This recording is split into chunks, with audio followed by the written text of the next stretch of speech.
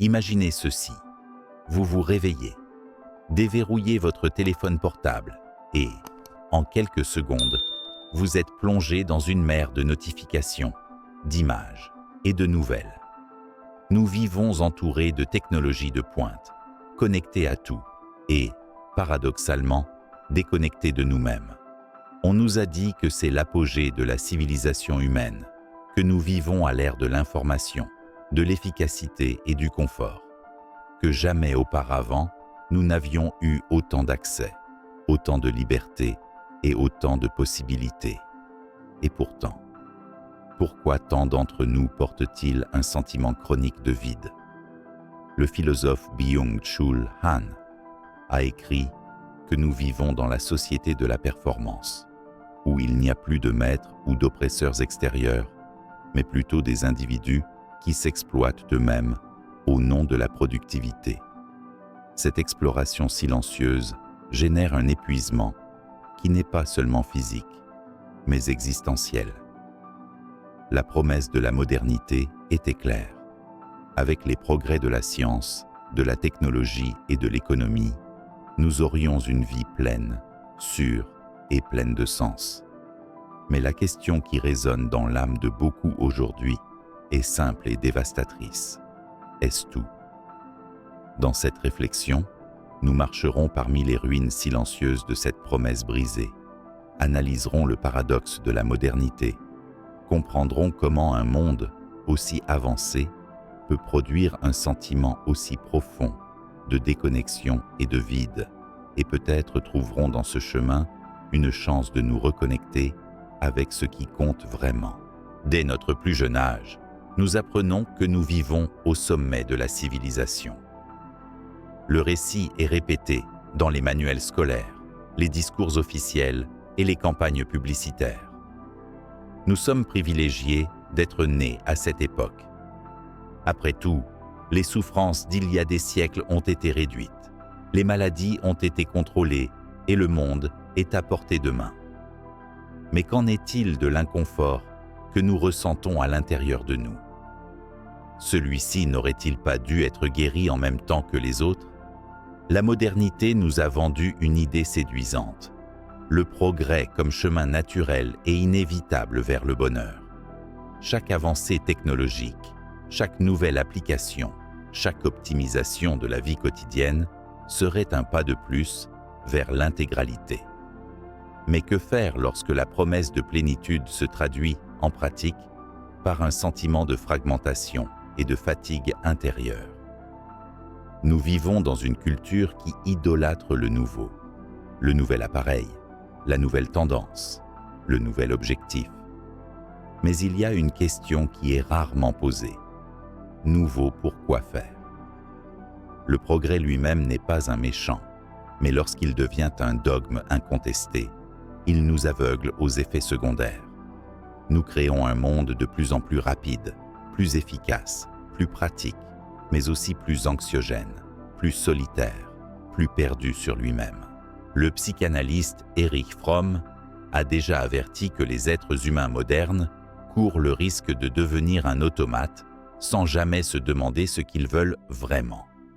Nous sommes entourés de ressources, mais nous avons perdu le contact avec les ressources internes, avec la boussole qui guide non pas ce que nous devrions faire, mais ce qui compte vraiment. La croyance que l'histoire se déplace linéairement vers le mieux est, en fait, une construction idéologique.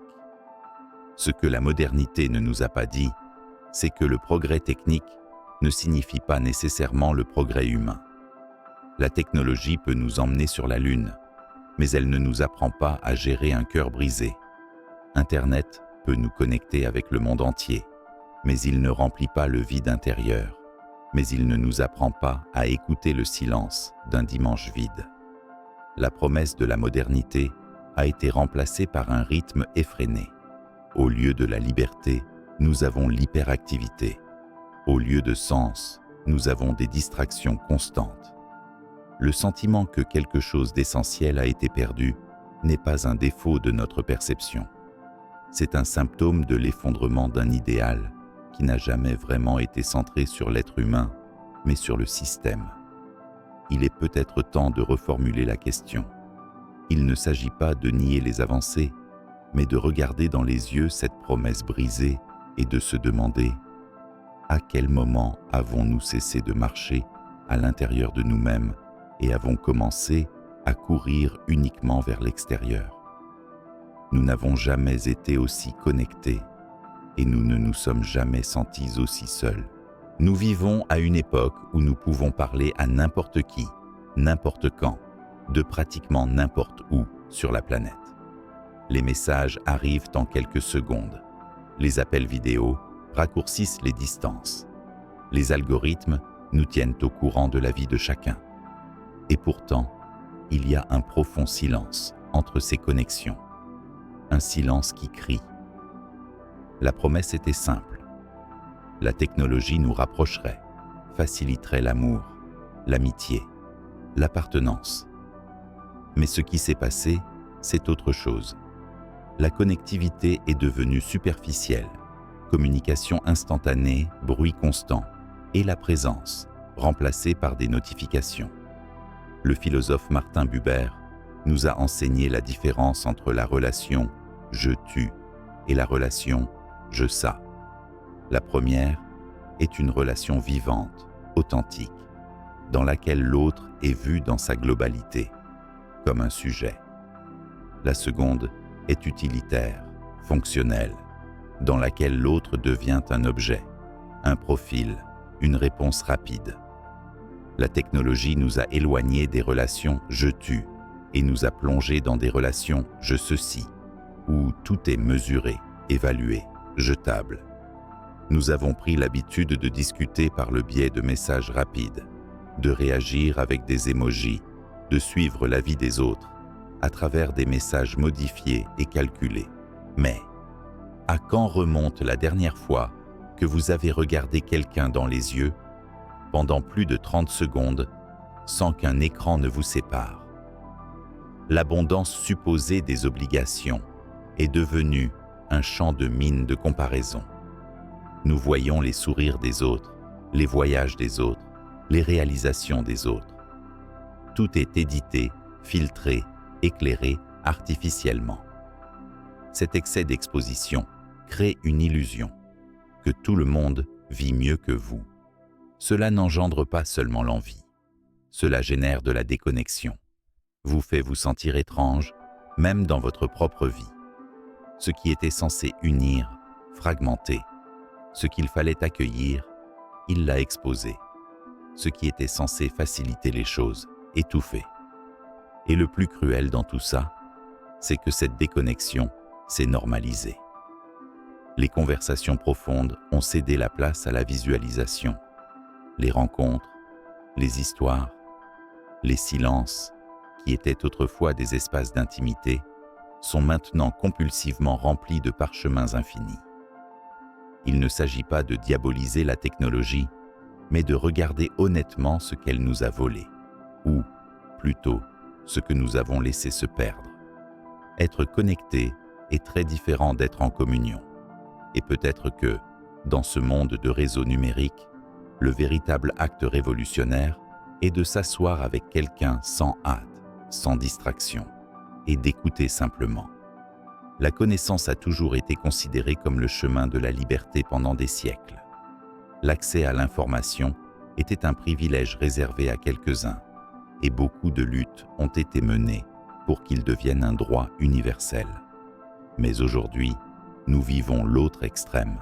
Nous nageons dans les données, nous nous noyons dans les stimuli, et pourtant, nous semblons en savoir de moins en moins sur ce qui compte vraiment. Internet promettait une nouvelle ère de sagesse collective, mais au lieu de cela, il nous a livré une avalanche de contenus fragmentés, d'opinions superficielles et de distractions sans fin. L'information n'est plus un outil de réflexion et est devenue davantage un produit de consommation rapide. Un passage rapide dans le fil de courtes vidéos.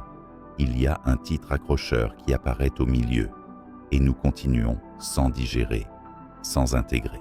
Nous vivons dans une société qui ne valorise pas l'être, mais l'action. Le repos est culpabilité, la pause est erreur, l'oisiveté et péché. Tout tourne autour de la performance. Être productif n'est pas seulement une attente, c'est devenu une identité. Et ceux qui ne produisent pas, ceux qui ne cèdent pas, ceux qui n'accélèrent pas, ont l'impression qu'ils ne valent rien. Dès l'enfance, on nous apprend à courir. Qu'est-ce que tu seras quand tu seras grand ? Demande-t-il, avant même que nous sachions qui nous sommes. La vie devient un marathon d'objectifs. École, examen d'entrée, carrière, réalisation, statut. Mais personne ne vous demande où vous allez si pressé. La psychologue Marie-Louise von Franz, disciple de Carl Gustav Jung, a dit que l'une des plus grandes souffrances modernes est la perte de contact avec le rythme intérieur. Nous vivons au rythme de l'horloge extérieure, de la productivité externe, des exigences extérieures, mais nous ignorons le temps de l'âme, qui est cyclique, lent, plein de pauses nécessaires. Le travail, qui pourrait être l'expression de notre propos, est devenu une prison invisible. Même en dehors des heures de travail, nous restons connectés, disponibles, anxieux. Les frontières entre vie personnelle et vie professionnelle ont disparu. Le téléphone portable, qui doit faciliter, est devenu une chaîne qui nous lie au devoir constant de répondre, de résoudre, de livrer. Cela s'accompagne d'un épuisement qui n'est pas seulement physique. C'est un épuisement ontologique, une fatigue de l'être. Se réveiller et être déjà fatigué, dormir et ne pas se reposer. Vivre comme si nous manquions toujours de nous-mêmes, toujours en essayant d'atteindre un idéal inaccessible, avec le sentiment de ne jamais être assez, peu importe ce que nous faisons. Le système nous a convaincus que la valeur d'une personne réside dans la quantité qu'elle livre, mais personne ne peut être une machine tout le temps. Nous sommes humains, nous avons besoin de vide, d'inactivité, de contemplation, non pas pour céder davantage plus tard, mais parce que le repos est sacré. La grande tragédie du culte de la productivité, c'est qu'il fait de la vie une tâche.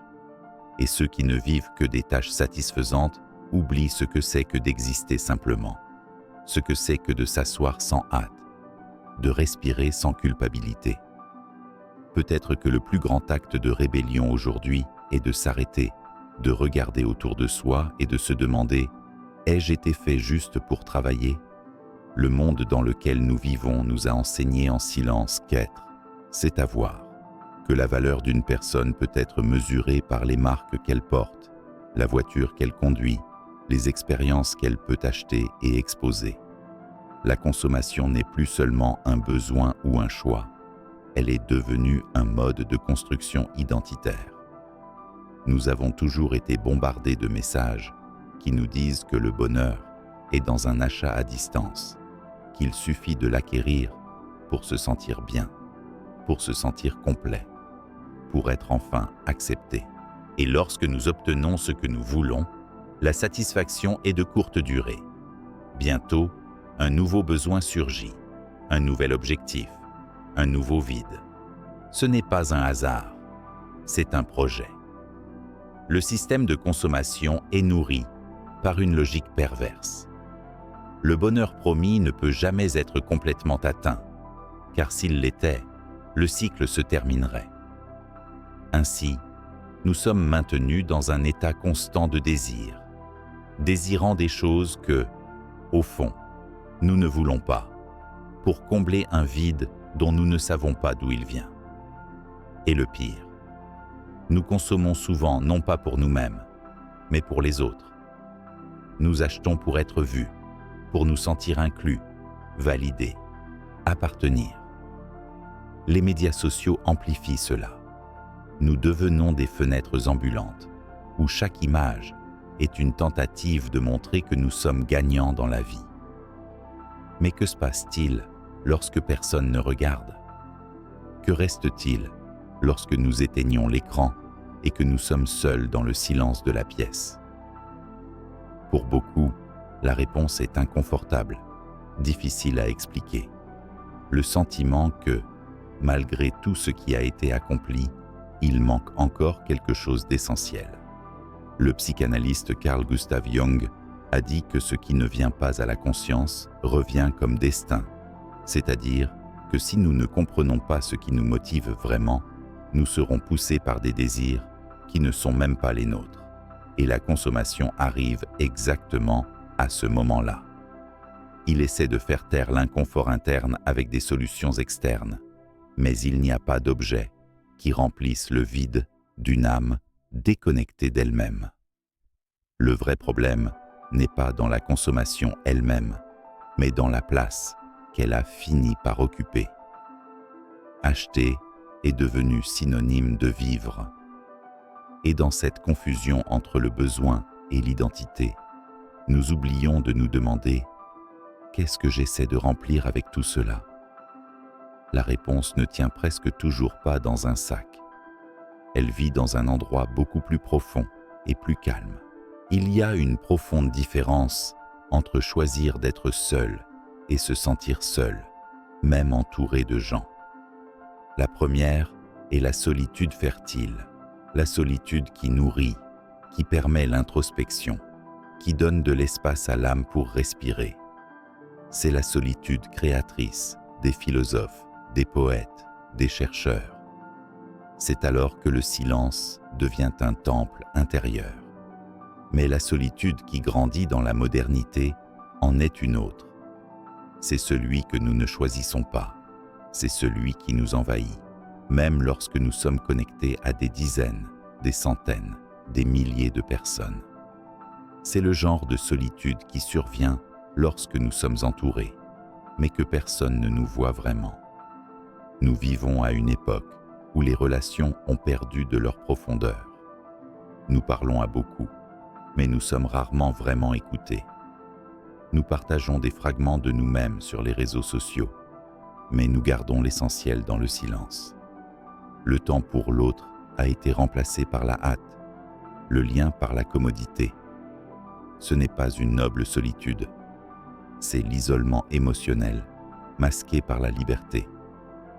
La société moderne a tellement exalté l'individualisme qu'elle a transformé l'autosuffisance en un idéal absolu. Vous n'avez besoin de personne est devenu un mantra de force, mais aussi de séparation. Peu à peu, nous nous sommes éloignés des autres, mais de notre propre besoin d'appartenance. La psychologie analytique nous rappelle que l'être humain est symbolique et relationnel. Nous sommes amenés à nous voir reflétés dans le regard de l'autre, à ne pas dépendre de lui, mais à reconnaître des parties de nous-mêmes qui n'apparaissent que dans la rencontre. Lorsque ce miroir se brise, quelque chose à l'intérieur est également perdu. Jung a dit que la solitude la plus profonde n'est pas l'absence de compagnie, mais l'incapacité de partager ce qui est essentiel en nous. Et c'est cela la solitude moderne. Un cri inaudible, une douleur sans nom, une présence qui est devenue absence sans avertissement. C'est pourquoi il est si important de distinguer la solitude recherchée, qui guérit, de la solitude imposée, qui rend malade.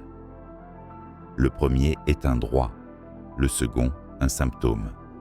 Il ne s'agit pas d'être seul pour grandir. Nous parlons d'être déconnectés, même parmi tant d'autres. Et cela, plus qu'un choix personnel, est une conséquence systémique d'un monde qui valorise la performance plus que l'écoute, l'image plus que l'affection, l'indépendance plus que l'interdépendance. Peut-être que le remède à cette solitude ne réside pas dans le fait d'être avec plus de gens, mais dans la reconstruction de la qualité de la rencontre humaine. Une rencontre où l'on peut dire « tu peux être toi-même, et moi aussi, ici, maintenant, sans hâte, sans masque ». Il y a des moments où tout se tait, et ce qui reste est une question crue, inconfortable, presque insupportable. Voilà. Cette question ne crie pas. Il ne se manifeste pas les jours de grande affluence ou de malaise bruyante. Il apparaît à l'aube, alors que le téléphone portable a déjà été mis de côté et que le corps est trop fatigué pour faire semblant. Il apparaît dans le silence entre un but et un autre, un dimanche tranquille, dans un regard perdu, dans le miroir. C'est le cri silencieux de l'âme. C'est à ce moment-là que nous réalisons que tout ce que nous avons accompli, tout ce que nous avons montré, tout ce que nous avons essayé de prouver, ne nous satisfait pas. C'est le moment où les certitudes se dissolvent, où les rôles sociaux perdent leur sens et où l'on se retrouve face à un vide qui ne peut être ignoré. La modernité nous a appris à ne pas entendre ce cri. Dès qu'elle menace d'apparaître, il y a une solution prête. Distraction, divertissement, consommation, performance. Le système ne veut pas que vous vous arrêtiez, car lorsque vous vous arrêtez, vous commencez à voir. Et quand il commence à voir, il commence à se poser des questions. Jung a appelé ce processus la nuit noire de l'âme. L'effondrement des structures externes qui soutenaient l'ego, laissant place à l'émergence de quelque chose de plus profond.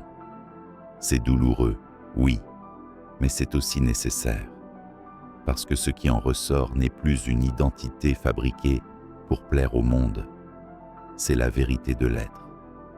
Et quelle est cette vérité?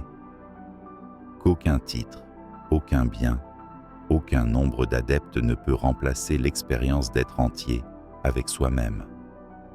Aucune validation externe ne sera suffisante pour quelqu'un qui a perdu le contact avec sa propre essence. Le cri de l'âme ne demande pas de réponse facile. Il demande de l'écoute. Il demande du courage. Il demande un retour à l'authentique. Et pour cela, il faut sortir de l'automatique, aller au-delà des attentes, au-delà des comparaisons, au-delà des devrais. Il faut descendre au fond, toucher ce qui a été oublié. Ce n'est qu'alors que quelque chose de nouveau peut naître. Parce que le vide que nous ressentons n'est pas absence. Il est appelé à vivre autrement, à exister avec présence, à aimer avec vérité, à se reconnaître au-delà des masques.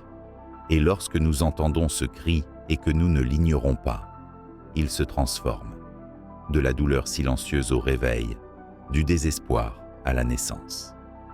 Il faut du courage pour ralentir dans un monde qui récompense la hâte. Il faut de la force pour être doux quand tout le monde est endurci. Il faut de la présence pour être vraiment avec quelqu'un et, avant cela, avec soi-même. Peut-être que la plus grande révolution que nous puissions vivre aujourd'hui n'est pas technologique, mais spirituelle. Une reconnexion avec ce qui nous rend humains, avec la simplicité, avec l'affection, avec la présence, avec le maintenant. Le sens de la vie n'est pas dans ce que nous courons pour accomplir, c'est dans ce qui s'épanouit lorsque nous arrêtons de courir. C'est dans l'espace qui s'ouvre lorsque nous cessons de regarder à l'extérieur et commençons à écouter à l'intérieur. Et vous êtes-vous déjà arrêté pour écouter ce que votre âme essaie de dire au milieu de tant de bruit? Si ce message a touché quelque chose en vous, partagez-le dans les commentaires. Transformons ensemble le bruit en réflexion et la solitude en un espace de rencontre véritable.